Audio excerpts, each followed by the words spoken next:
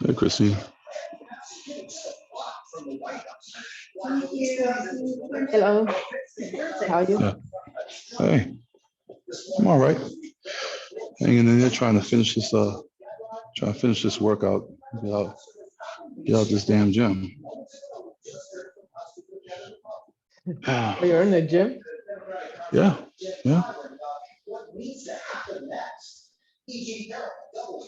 Yeah, that's what I do around this time. Oh, that's true. It's only 8. I mean, it's still 8 a.m. I mean, I'm usually walking the door around 8:30, but it's 8 a.m. Brother. Get this stuff finished up.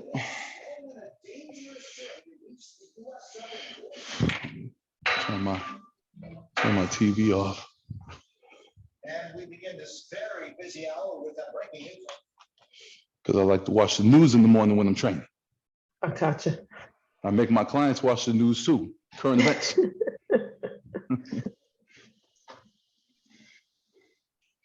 Hello, everyone. I dropped the agenda. Now.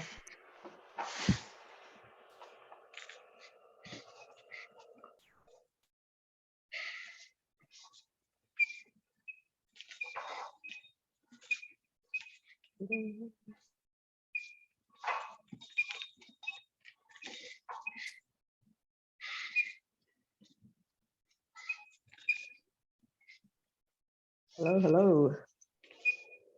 Yeah, while as you're joining, go ahead mark yourself in the agenda. I'll drop the link again.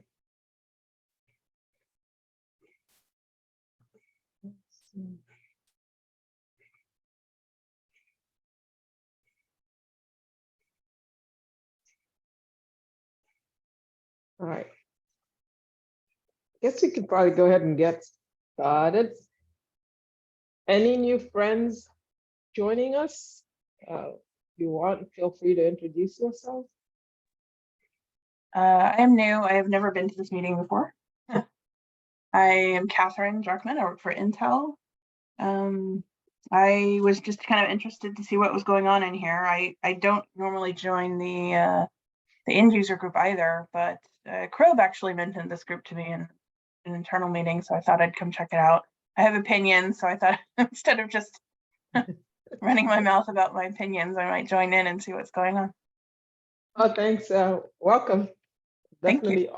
Always interested in hearing more opinions. Okay. And anyone willing to help with the scribing? I'm on it. I'll do it. All right. Thanks, Al. And definitely drop any open items. We have a few on the agenda, but if you have anything that you want to kind of jump in, go ahead. All right. So Open Source Summit was last week, and wanted to kind of take this opportunity to see if anyone had anything they wanted to share, any learnings to share with the group, because not everyone was able to make it.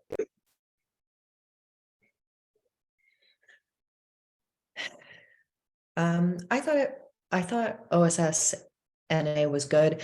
It was interesting. In terms of the actual numbers on the floor, generally, security aside, it was way more anemic than usual, which I think is generally a market indicator. But I did find, what I found interesting was, I do think, at least for exposing DE&I in a way that's effective, I don't know that our panel had the highest effect in actually creating actioned outcomes. However, it was the only DE&I talk that actually had people in the audience, because I went to the DE&I track and there were consistently 3 or 4 people in the entire room for the entire track. Wow. So again, I think that focus and making sure that we communicate up, this is something I'll communicate to CNCF as well, keeping the DE&I efforts embedded inside of the track for the people who actually can and need to hear it. So I think I'll write that out here. Oh, thanks. Okay. I was starting to like, let me just at least put something in there. You can continue. Yeah, that is true. There was kind of like a sense that there was not as many participants as in other previous open source conference. I know Jay and myself on the first day, and it was kind of weird. It was the day before everything kickstarted, there was a lightning talk and we presented.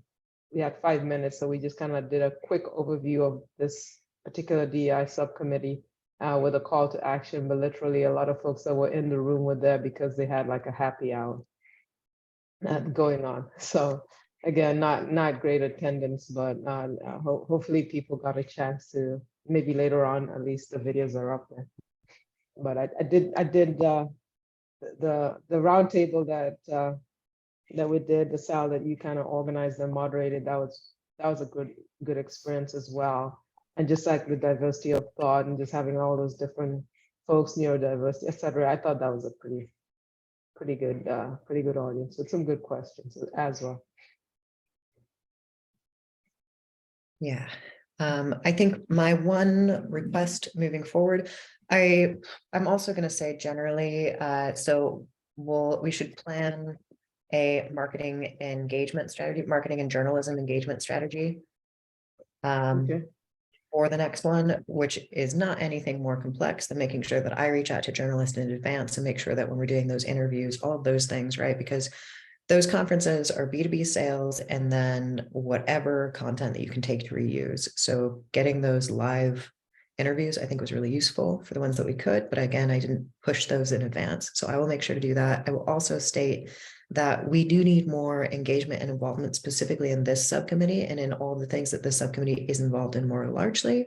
So I'm going to reach out to the OSSF marketing and ask them that one of the days, if we're at OpenSSF, ask the expert, it's on the DE&I panel and that we're all available. And so that's a really nice way so that we can centralize our talks, advance, and say that we want to do it on like the Wednesday or the Thursday when there's maximum engagement, and have people come in. I also want it on the Thursday because Wednesday is always the diversity lunch, and I want to have like little cards out that let people know to come. Yeah, I think that'll work. Okay. Yeah, all great, really good ideas. So so one of the things that I notice, and I think this is important as we continue the conversation. Remember, we have our fearless leader there at the working group level is now, the chair of the TAC. So we have an ear when it comes to elevating what we do here up to a larger SIG. And I think this is important because, when people hear diversity, equity, and inclusion, they automatically limit it to either racial or gender or orientation and things of those natures. And sometimes well, not sometimes, often, and what it also should be, it's of thought as well, right? Cultural, or the technology is not linear, right? Some of this stuff, the inclusivity of different thoughts, the diversity of different thoughts, and what people are thinking out there in the ecosystem, one way or the other. It's as simple as a conversation around AI. Are you for it or against it? Why or why not? Those diversity of thought. If we can reach that audience as well, we get more people in the room, and then we say, now let's wrap that around environmental conditions, right? What environment did you grow up in that makes you have the thoughts that you have? And then we can line that out, because I think there'll be more similarities than there are differences if we just take it across those those verticals, and we start drawing these horizontals across the verticals, right? I want to make sure that we get that kind of messaging out too, and the rooms might be fuller if we do that. Like, I think the reason why the panel that you guys, if you have, when you have more people in the room, I think it was so successful because it wasn't just, you didn't just have a bunch of underrepresented communities sitting there on the panel. Yeah, you had everybody on the panel, and everybody on the panel, for lack of better, people can identify with everybody on the panel, right? So you had the situation now where you're listening to the thought and not focusing on the appearance, right? Yeah. Yeah, I really like that there was like the student also as well, because she kind of was like really good about that diversity of like artisticness of It was like a really good blend. Yeah. Also, Yeah. And when her age- talk gets recorded, everybody has got to go watch it because it was so good. But it was in the DE&I track, so no one else saw it live. Oh, But not DE&I, it was in the Java Con track anyway, also lowly attended.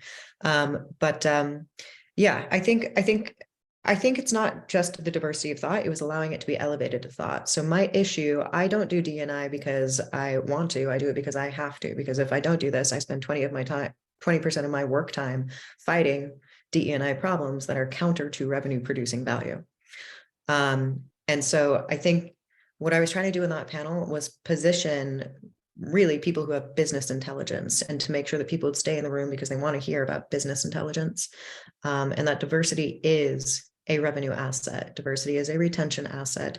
Diversity, frankly, in global open source, it means I can actually hire the expert and not hire inside of my very, very small network. No matter how much I network in the world, I'm not going to be able to find the world's best recruit unless I make it available to them to socially know that they can enter both my volunteering spaces and my paid engineering spaces. And working on that, and possibly what I think would be interesting, sort of following on that line, I really do wish that for this last one and moving for the next one, it's sincere and clear calls to action and working on engaging and motivating those calls to action before we get to that stage. So I'm curious about perhaps another panel of a slightly different style, where we bring in, I kind of think my next role for the next DE&I panel, the only reason this worked so well is no one on that stage worked in DE&I, frankly. Yeah. It was about their experiences as professionals, and that's the stories I want to hear. yeah. I like your thought about call to actions, because another thing that was feedback from the conference in general is the hallway track. And I know myself, I met a lot of people who I invited to, come join the subcommittee, and they showed interest. But the call to action wasn't strong enough. Like I couldn't remember what the URLs and all of those different things that I needed to kind of get them to participate. And so I just got the LinkedIn and later on try to remember to do things. So even just like some simple call to action type of things would have helped.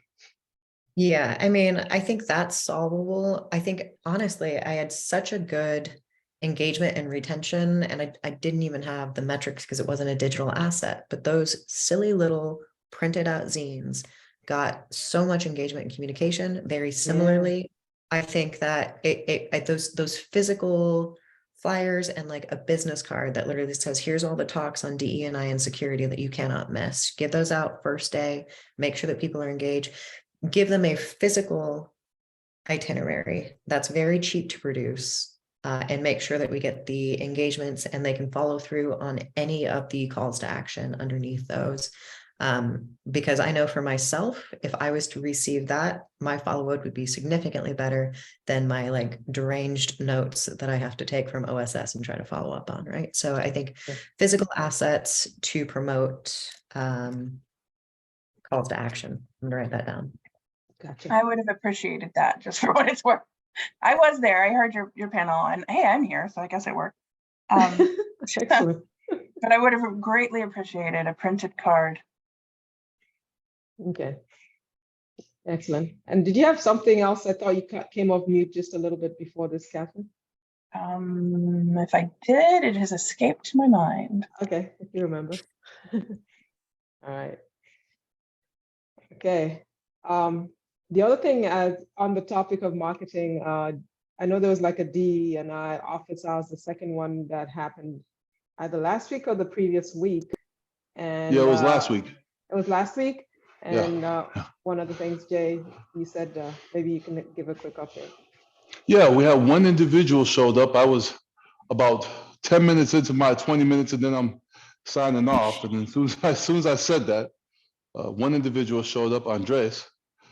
He was when he showed up, he was a week out of graduating. He has now graduated, and has attended the best practices working group meeting. So a guy told him, I said, hey, get involved and bring your friends. So hopefully his friends show up too. But he had some great questions, about how, breaking into the industry, how to navigate, what type of things he should be looking for, whether he should focus on one thing now or focus on the broad spectrum of things.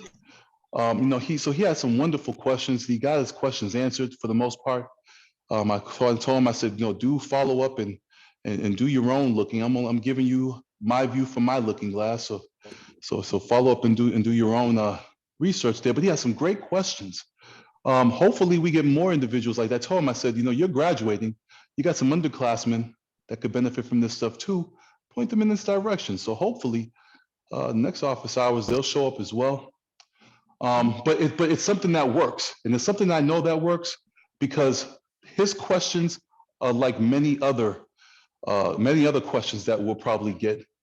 So I would really like to see more outreach to the colleges and universities about what we do at those office hours, and have them all come in. I mean, hopefully that happens. I'll begin reaching out to a few people I talked to after the talk I gave on building and retaining talent, especially the portion of it where I talked about individuals coming from other industries who are trying something new or changing careers, and the difficulties that lie within that. But there is help, there is support.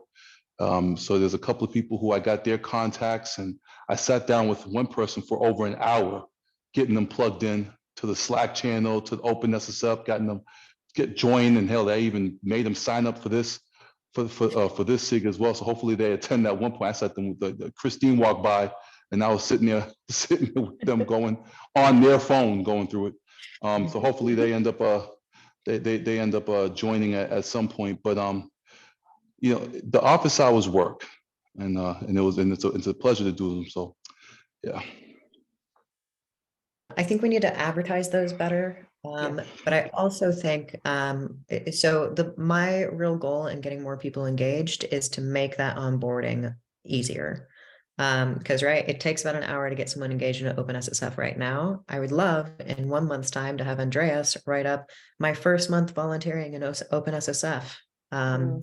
And to talk about, meeting you, how they got set up, the resources that they used and what they learned.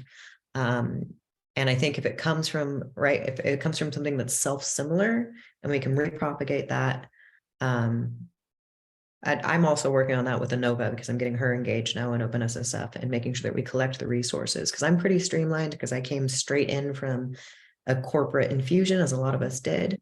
Very, very confusing to someone who doesn't understand either open source and or the corporate world as they intersect in this space, right? And to know where they can be of value, and to know that I think what's really important, and why I'd love to get more of the stories of people just starting out, is that no one, not even experts, provide any value to any working group for the first month.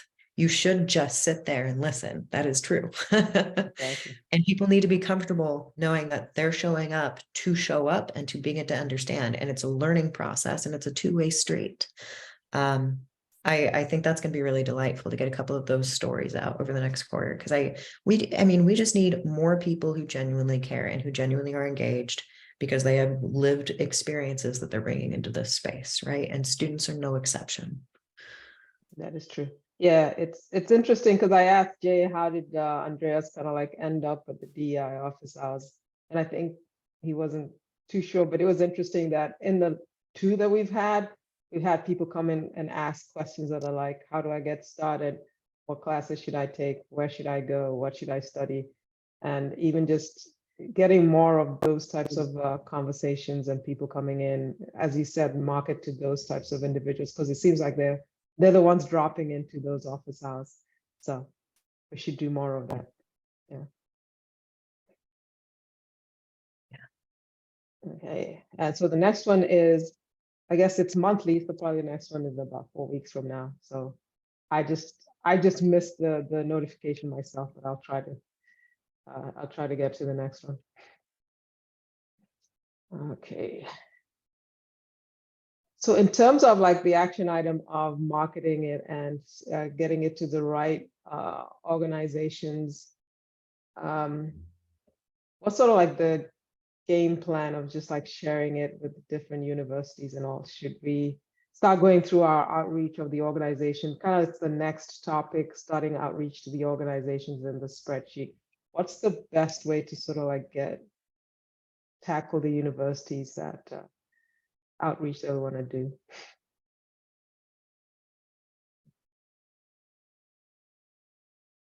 So we've got our list of university contacts where we have contacts mostly. I've got 6 or 7 in the UK that have cybersecurity specific trainings, Okay. sort of the master's level. What I personally am going to do is probably reach out to one of them for this next month and offer one just, classroom talk for 30 minutes on it. Mhm. Come out of that with a recording and a bunch of questions, and then I myself will then use that, because that's it. The universities and sort of student pathways are radically different in the US and the UK. So I can reach out to my UK contacts right now, but making sure that I target it to exactly when it would be ideal for them to be engaging in OSSF or in Linux Foundation more broadly. I need to do that extra work, but I think what we need to do is create what makes the most sense to me is having an OSSF sponsored blog post that specifically covers what we're doing here. And honestly, like, we need a link to Nicole. Very good to see you. Nicole's work and like the work that's been done here, and say that this is the start. It really is good work that's been done so far. And we need to start continuing to carry through by building out our community. That's our stage of development. We know that this is going to be sitting and sustained and very possibly becoming a much more substantial thing inside the Linux Foundation. We might not be able to say that in direct words, but we can communicate that. And if we send that out through OSSF, that goes to everyone within their corporate engagement. That gets us corporate DE&I, hopefully not the DE&I leads, but people who have experience. And then I want to propagate that information. There's like clear links, change that a little bit up.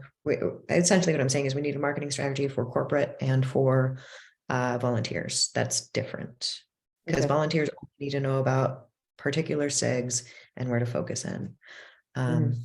Okay. Okay. So probably I can probably take the action item or whatever to just sort of draft blog post that might actually show up on the OpenSSF. And then also get the OpenSSF to do a blog post, and then a different marketing targeted for like the volunteers as well. That's what I'm hearing. So kind of like 2 things. Yeah, so they're all volunteers. So essentially the 2 personas are employees and volunteers. Volunteer, I'm not going to call student. Volunteer is volunteer. Because the volunteer track, my communication around that are typically people who are trying to change careers mid-career. They're not typically students. So they want to break into security after DevOps. That's a different set of working groups that you want to join. Okay. Got it. I do have a question. Is there any document, I guess, or workflow? I'm just asking, for the types of communications that we can send out and leverage and use, right? I think your suggestion is good, Christine. I'm just trying to make sure that as you look towards developing a strategy, that you have some place to refer to, I guess, for all of the options, right? And then can that possibly get leverage from trying to elevate this group up a level? Because I know that is something we're still working on. And I don't know if that would be tied to it with doing the marketing, but just a list of options and workflow, just to try and help kind of develop in that strategy. So Yeah, I think so. What I'd really recommend, I think so, like Jay and Christine, and you're thinking on this sort of like larger journey that we're trying to take this so that it's more functional as a unit, so that we're spending our time effectively. that sort of corporate outreach should really have that clearly in mind. We are trying to get people like you, Catherine. We need people like you who can take this back to corporations that care and that put their bottom line dollars towards Linux Foundation so that they can understand that there will be a revenue impact. And then we need to reach out to general community members so that their revenue impact can be amplified by the open source community. Linux Foundation is fundamentally just a marketing agency. I don't care what they call themselves. We have to be able to utilize that marketing to get specific end goals around security-based DNI. Yeah, yeah, agreed. At the end of the day, like you say, use what you have in front of you and leverage that for what we're trying to do. Agreed. And Nicole, did that kind of answer your questions in terms of like what is available in terms of to help with the workflow?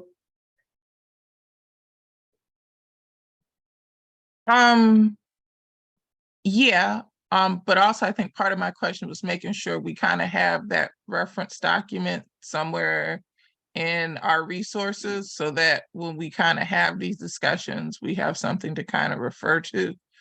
Okay. Like if we're just putting out something for one event, I guess it's fine. But I guess what I'm hearing is like an elevated, improved strategy, because I think that would help all of us with figuring out what's the best way we can jump in and support and kind of which area. Okay, So. all right.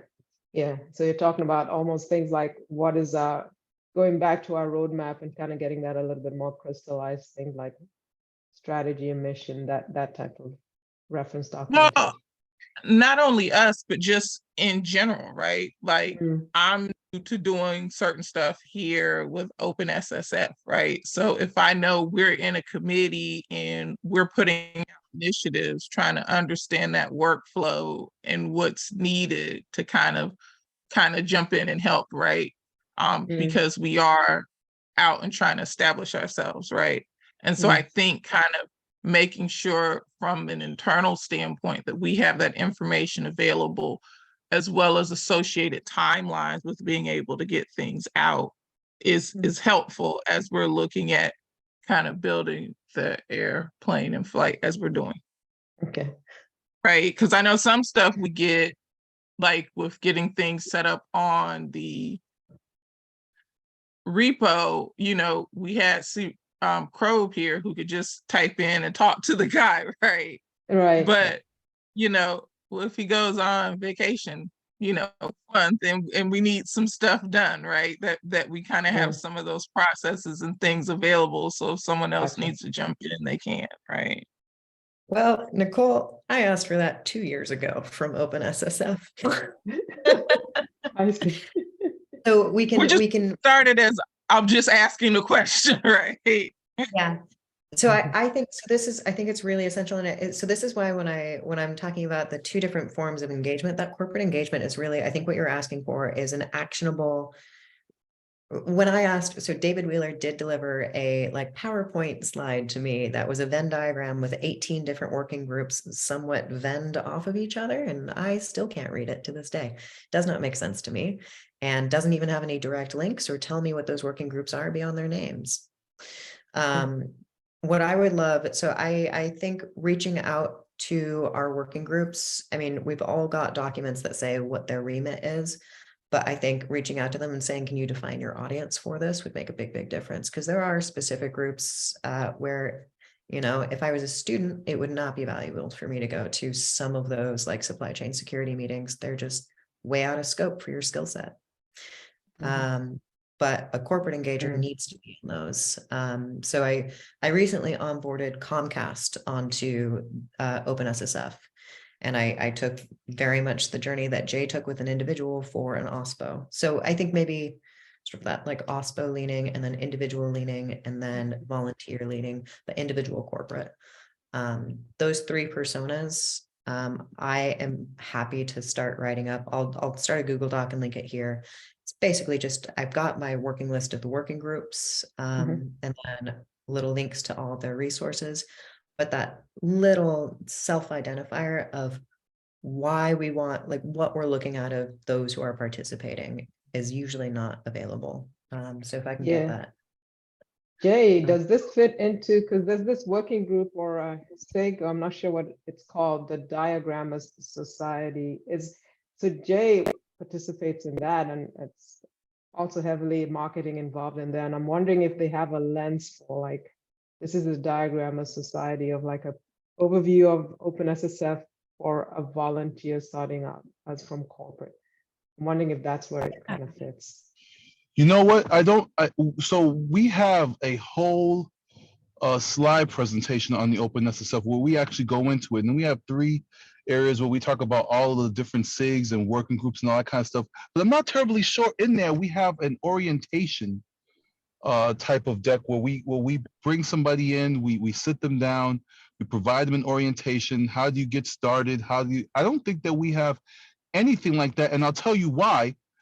Because what you currently have to do versus what the idea of what you should be doing is vastly different. For instance, we see that with the risk, with the risk security metrics, risk dashboard SIG, where you have to sign up, become a member of the LF, sign up on the LFX.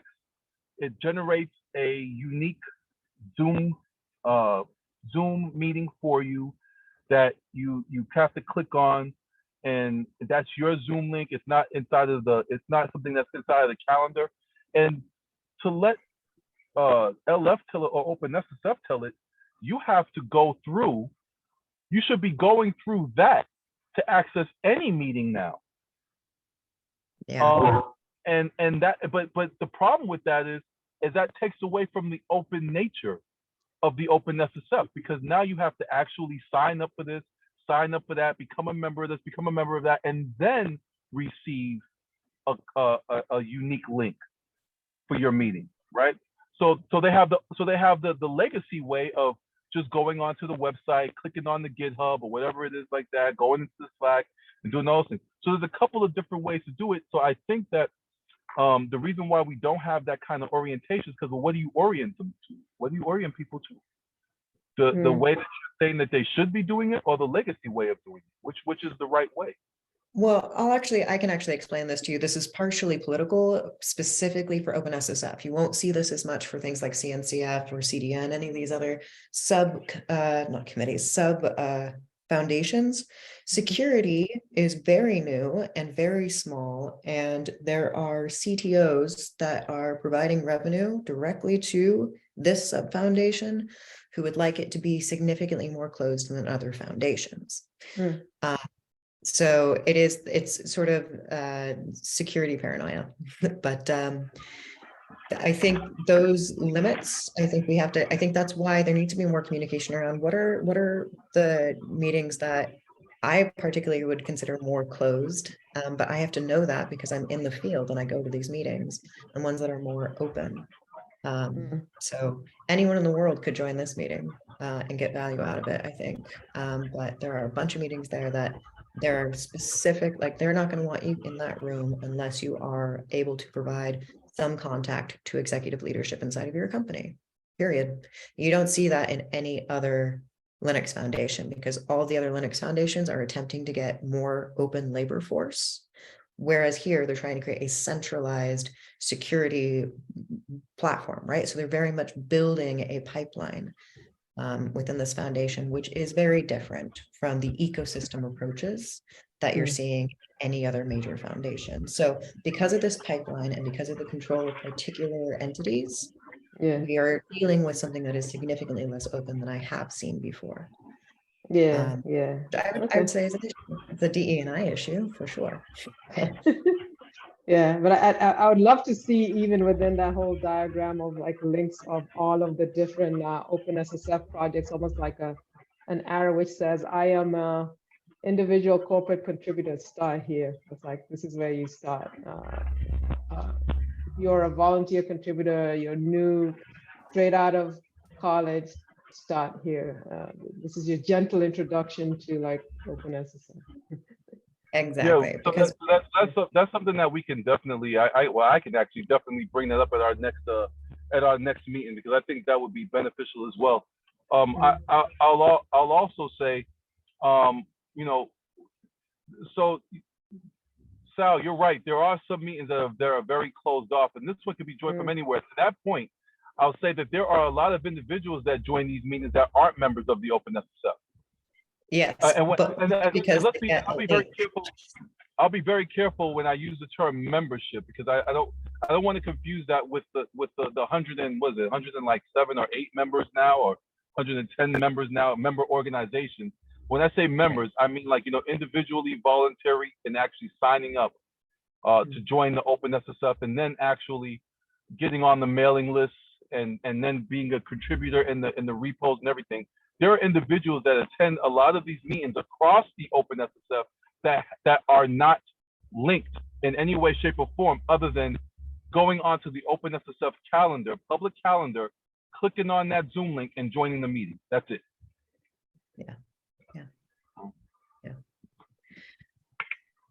Yeah, that's an interesting question. All right. And, what I'll also add is, so I said that, but I didn't say what the issue is with that. No real issue with that. This should be open to everyone. The only problem is that those numbers can't be counted against.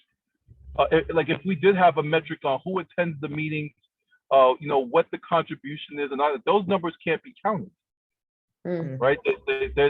We can't use that as a metric, which is also a problem. I would say that there probably are some individuals, even in this meeting, that are not actually, that have not joined the mailing list and can be counted as numbers according to whatever metrics is counted as terms of attendance, except for that one attendance sheet that you might put your name on. If you put your name, for instance, I'm gonna pick on you, Nicole. We had the damnedest time. At one point we thought we met Nicole in Narnia at one point, because she wasn't on. Don't tell them where I'm from. Don't tell them where I'm from. Nah, I ain't gonna tell them where you from. I ain't gonna get on you like that. What I'm gonna say is, we didn't look. I mean, I'm like, nah. I know who she is, because I know who she is. You understand what I'm saying? We have a different connection, but we didn't know. It was like, who is she? What's her last name? Where the, you know what I mean? There was nothing. There was no attendance sheet. There was no nothing, right? Like, no mailing list, no nothing. Yeah. Which is a shame, because I legitimately signed up for open source and filled out the information with all of my contact info. See that? So that's the other thing too, right? I mean, if people are doing that, where's that info? How do we have access to that even? Yeah, automatic retention of engagement will not be done, and it will particularly not be done at OpenSSF, because in some of those meetings you have security researchers that come in and give information that they do not want to be known for giving. So we don't want to automate that, but I do think having clearer calls to action around group engagement, so that, like, provide your email if you'd like to be involved in things like this, instead of come to 18 working groups until you find the right fit for you, right? Yeah, I think, it would be interesting. It would require mass coordination that I do not want to do. But basically, like, working group speed dating, have a week, like once a year, where all of OpenSSF SIGs make it very clear that this is their intro week, and that you can attend anyone that you want to and get an idea. Because I mean, when we're thinking about all of OpenSSF, and I'm thinking about all of the different cultures in all of these different working groups, that's hard coordination. But possible if you give it about a year to coordinate. I almost think that's the idea behind the town hall, no? But that's not how the town hall works. Like, it doesn't teach people how, like, that you're going to be in this room with this subset of people. It's not about like what we've gotten done the next quarter. It's like, hey, how do I actually start providing value as a contributor? Not about the exports of past contributors. But yeah, maybe town hall could be better utilized to that end. That's true. Yeah, that is true. Comment after the first town hall and was like, hey, I'm kind of new to OpenSSF. And I'm trying to understand all the committees, and now I get every single survey that comes out of OpenSSF.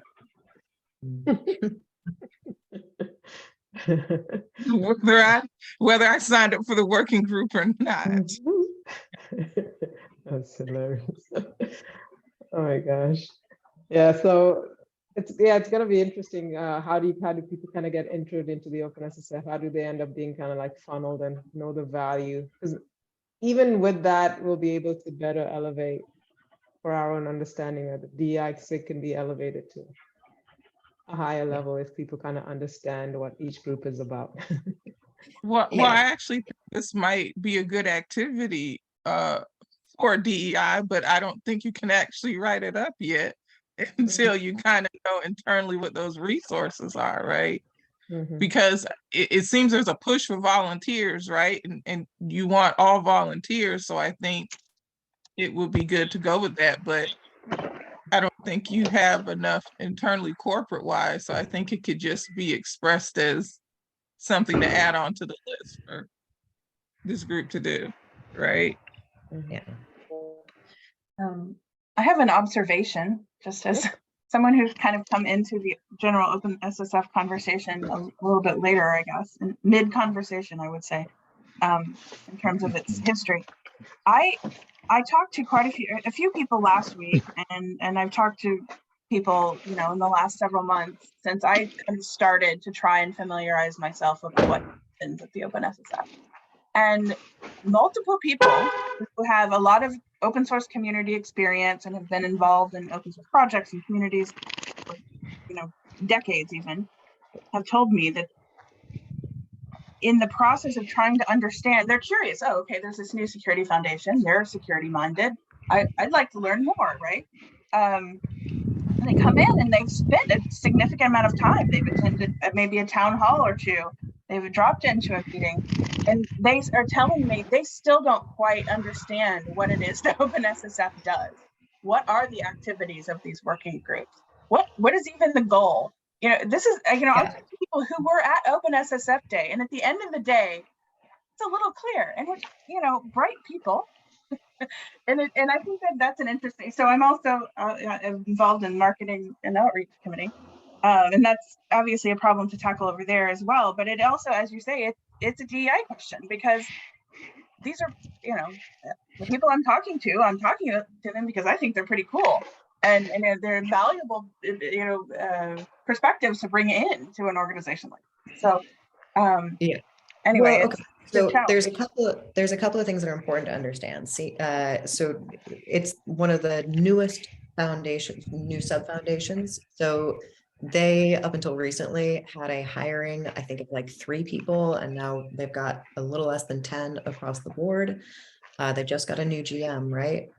So generally, getting them going and getting them to self-manage as an organization is basically the reason why I ever got involved with OpenSSF, because doing security interventions through CNCF, and we had a whole sub foundation that just wasn't doing any labor, as far as I could tell. Now, the issue is that we are in it's not just DE&I, it's security at large, because this sub foundation does not clearly communicate its mission, its actions, or its successor. I cannot get security professionals to bring their expertise or even security products to want to engage with OpenSSF because they are too vague and their marketing is too bad. And yeah, so my DE&I engagements are because I work with all different types of nations around the world to try to do security interventions and make it a fair playing field in an incredibly aggressive surveillance state online. And I still have to like secondarily inform them because I can't. All right, man, how you been? Hey, Yeah, hey, Jake? Hey, Jake, can you mute? Go ahead, I Sal. think he's good. Yeah. Yeah, so that problem more broadly is a major issue, and I have to say this really clearly. Comcast reached out to me, their entire OSPA reached out to me because they spent 6 months not being able to literally contact anyone at OpenSSF, and they wanted to give them money. So we're just trying to get, it's really poorly run, and I know that this is recorded, but like these are my experiences, and them reaching out to me and asking me how they can engage with OpenSSF, and I say, I don't work for them. Why are you asking me? It's because they can't get in touch with anyone at the actual foundation. So yeah, I do want to be, so just to be clear, working in OpenSSF and doing any labor as a volunteer in this space, you're going to receive 10% or none of the support and engagement that you would get from a sub-foundation like CNCF. For any of these initiatives. If we were talking about this and I was doing this in CNCF, I would have 2 or 3 people from the foundation saying, we'd be happy to take on that blog post. That sounds like a great marketing idea. They're not here. Right. And they're not in any of the working groups for the most part. It's a really interesting, politically created situation, which is not good for the foundation to grow. So, Problem to help solve then. Yeah. Yeah.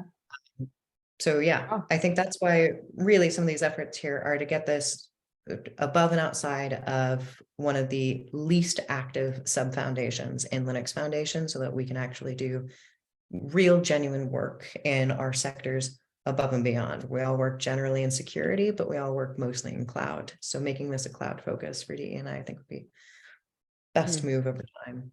Okay. Yeah, what I like about this conversation is it actually kind of reinforces again why we want to up-level DEI.SIG. Just like hearing experiences from Catherine about people willing from different like thought, diversity of thought, wanting to get involved but not knowing how to, or even you, Sal, saying people wanting to get involved but things are too vague, Yeah. or they don't know where they can plug in. Yeah, and no one's at the door when you knock. And it's not just not knowing where to start. It's even after putting in a significant effort into understanding, into joining, into whatever it is, even after that, still having, that's the big flag, I think. Okay. This is really good stuff here. So yeah, we got about like less than 15 minutes left. And one of the things that we also wanted to kind of like start thinking about is Nicole had put together this really awesome spreadsheet. And so we wanted to start thinking about how do we, and again, this is more around like strategy, how do we like start reaching out to these organizations and start putting together a plan?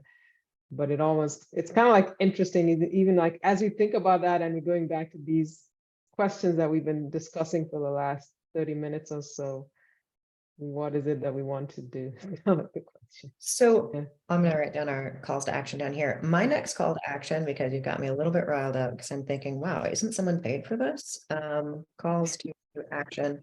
I'm going to reach out to OpenSSF /Linux marketing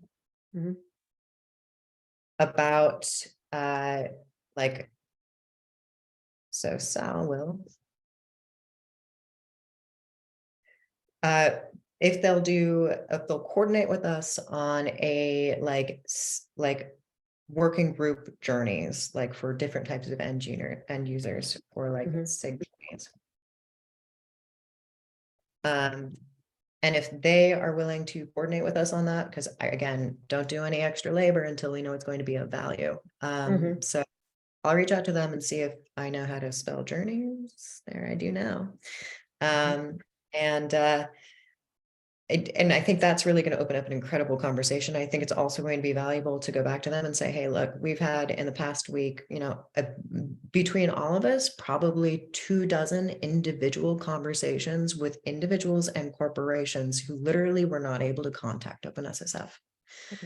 That's major. That's a major problem. Marketing should know that. Yeah.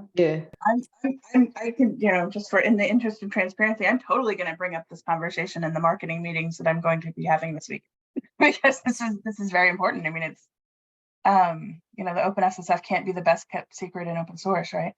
It's, this is, and then member outreach is part of, the work that you have to do. And this is a big part of it. Yeah. And it feels like that's something that is a dependency on, even as we try to reach out to these organizations, if we could be reaching out to them specifically about the work that we plan to do in this SIG, but I think it'd be very helpful if that SIG journey, or whatever we want to call it, was well like framed, so that even as these new partners kind of come in, it's very clear to them what the OpenSSF is about and where they can plug in to be effective. Yeah, because people should not have to be paying to go to OpenSSF Day to get an idea of how to get engaged. And that is not the first time I've heard that. And I'm tired of hearing that. That's, you know, they've got, I don't know how big their budget is this year, but they had like a $5 million marketing budget last year. Just the OpenSSF or? So Linux across Okay. subs, so you can usually like move around some budgets. Gotcha. But yeah, so right, I worked with CNCF for years and years, and I did security interventions in CNCF and across a couple of other sub foundations, and they're just, you know, people on the other side. Okay. So if we can improve that and communicate that, what we're seeing here is that our main issue in being able to do our volunteer work is the fact that the foundation isn't showing up to do labor. So there is no point in creating a funnel to something that is dead. Yeah, well said. That's it. Any other calls to action? I know you had put action items before. Is that related to call to act? Because you had like a list of action items, but Oh yeah, sorry, that's correct. Yeah, that's fine. So university engagement. So I will start taking on, well, I'm going to reach out to marketing, see if they'll take this on, and then I'll work with Probe to sort of identify those 3 different user types more clearly, because okay. they've got the best idea.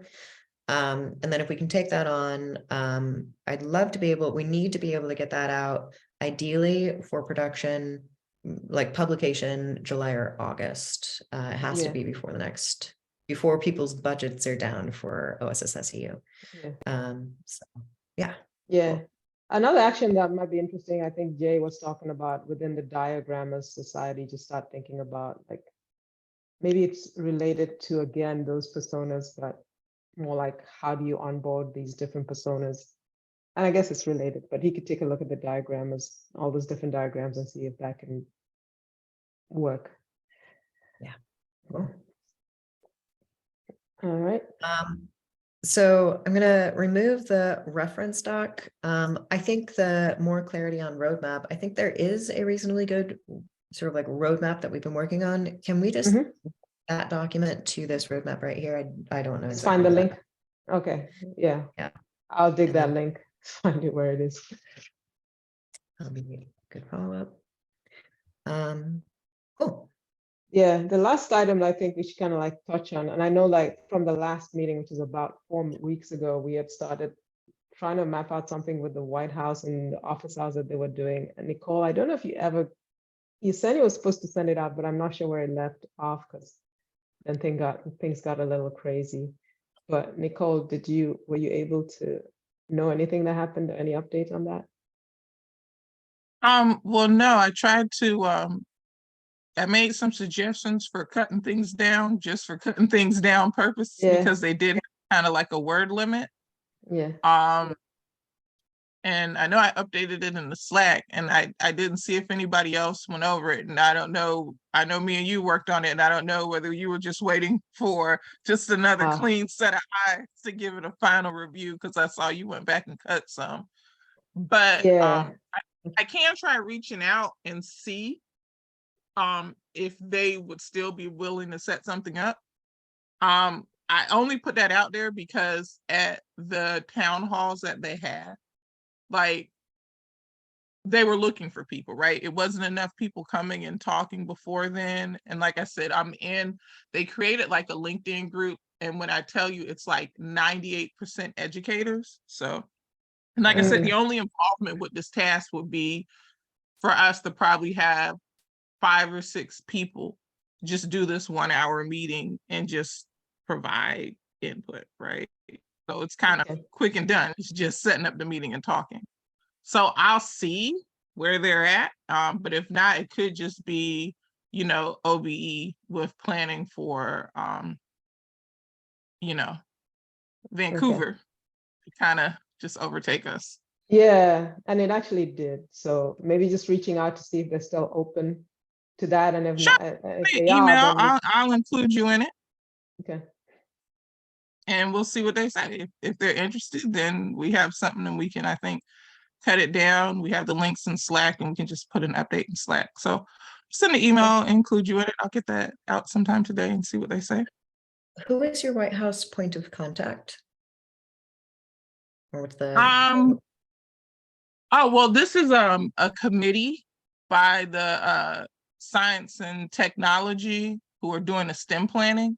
And they just asked for organizations to come and outreach. They've been pretty open and fair, right? So I'm hoping maybe if we just ask, the person running and doing it can probably get back to us and let us see.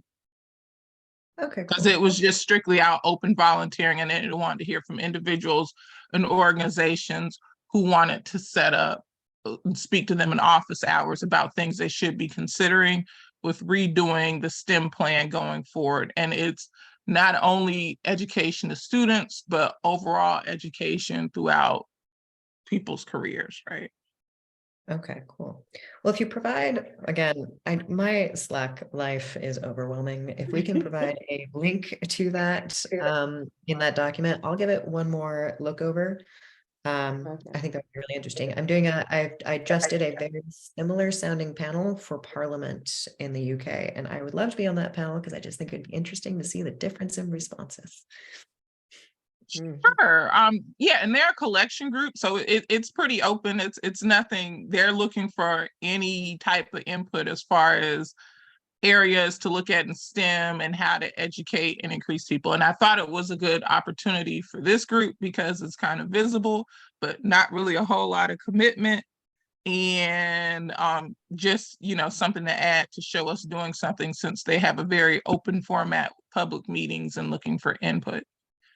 And when I just attended one of their open town halls, it was pretty much a bunch of educators talking about we need money for STEM research, even though the description is like, we're looking for professionals, professional organizations, educators to help us provide input for STEM education from pretty much cradle to grave, right? Yeah. Well, this sounds pretty much spot on for us. That makes a lot of sense. Yeah. That's what I thought, and I thought we looked good because nobody else volunteered to ask, right? Yeah. Like not even IEEE or anybody like that. So I just felt like, hey, might as well get in where you fit in. Yeah, that'd be cool. I'm dropping the link in the action item notes. I added your name to it. Yeah, if you drop the link, I will also, so I'll write that up particularly. A good thing to sort of be aware of coming out of OSSF more broadly was that there was the CRA and the discussion around the CRA, and a bunch of CTOs are writing up a response saying that they want to light the CRA on fire or the internet on fire. They'll literally stop the repositories for an hour. Yeah, that was their response. And I was like, let's not respond that way. That's a nuclear. Don't do that. So, but only for an hour to like test the CRA compliance. What a crazy idea. But the one thing that is really, really valuable in the CRA is they're like section 4.2, all on education. I'm going to borrow some of that language and make sure we're responding directly to that. So it's stating to the White House that we are providing educational materials that already align with a directive that they just put out in the last quarter. And that, I think, is a really nice way to sort of make sure that they understand the value and maybe bring those two parts together, because the cyber resilience part of the White House does not communicate to education yet. And this would fix that problem with me. So. All right, so we're at time. Probably next time we'll have like a lot more to talk about, especially hopefully some things come out of like planning around like DEI up-leveling. And also we'll see what happens with the White House. But this was a great conversation. Any last thoughts? I do. I have a quick thought for the next session. If I can get someone from Linux marketing to join for 20 minutes or so on one of the next calls, do you think that would be valuable to have a discussion with them? I think that would be invaluable. Let's make that happen. Catherine, since you have like ties into the committee, something you can help us out with? Sure, yeah, just let me know. I'm on Slack, ping me whenever. I have a marketing meeting today, actually. So. Okay, perfect. All right, thanks everyone for joining, and we'll see you in a couple of weeks. All right. Bye.